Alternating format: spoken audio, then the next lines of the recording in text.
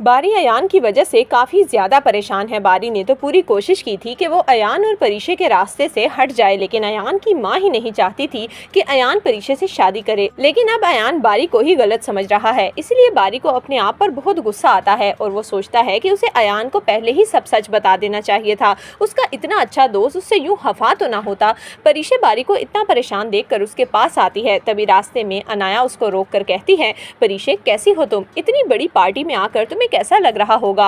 वैसे तो ये बड़े लोगों की पार्टी है, लेकिन फिर भी बताओ कि तुम कंफर्टेबल तो हो ना? जिस पर परीशे कहती है, अनाया, इंसान बड़ा अपने ज़र्फ से बनता है और मेरे ख्याल में तुम्हारा ज़र्फ इतना बड़ा नहीं है। ये सुनकर अनाया को गुस्सा आता है और वह परीशे को कहती है कि आखिर तुम कहना क्या चाह रही हो? जिस पर परीशे मुस्कुराते हुए कहती है, अनाया, ये बड़े लोगों की बातें हैं और ये बड़ों को ही समझ आती हैं। ये कहकर परीशे वहाँ से चली जाती है।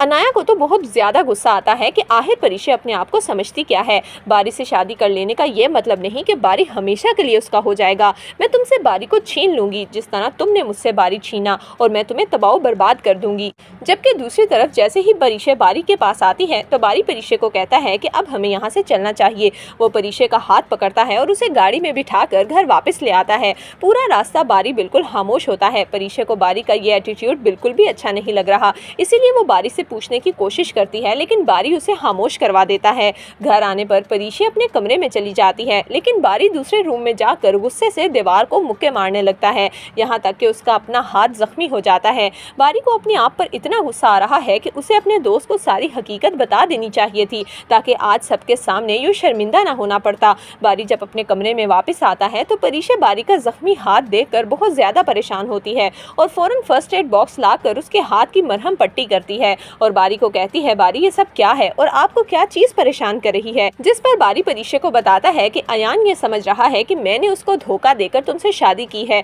हालांकि परीशे, ऐसा हरगिज़ नहीं है। मैं तुम लोगों के रास्ते से हट गया था जब मुझे पता चला कि अयान तुमसे शादी करना चाहता है। ये सुनकर परीशे भी काफ़ी ज़्यादा अनकंफर्टेबल हो जाती है, लेकिन बारी परीशे को कहता है कि अब ये सारी बातें छोड़ो, तो मुझे एक अच्छी सी कॉफ़ी पिला दो। जबकि दूसरी तरफ जुहेब अलीज़े को मुल्क से बाहर ले जाकर इलाज करवाना चाहता है, लेकिन अलीज़े साफ इनकार कर देती है और कहती है कि जुहेब, मुझे आप सच सच बताएं, क्या आप मेरी माजूरी से तंग आ चुके हैं? अगर आप तंग आ गए हैं तो ठीक है, मैं आपको दूसरी शादी की इजाज़त देती हूँ, आप दूसरी शादी कर लें। ये सुनकर जुहेब तो बहुत ज़्यादा गुस्से में आता है और वो अलीज़े को डांटते हुए कहता है कि अलीज़े, तुम कैसी बातें कर रही हो? मैं दूसरी शादी करने का सोच भी नहीं सकता। मैं तुमसे मोहब्बत करता हूँ और मैं तुम्हें ठीक करके ही दम लूँगा।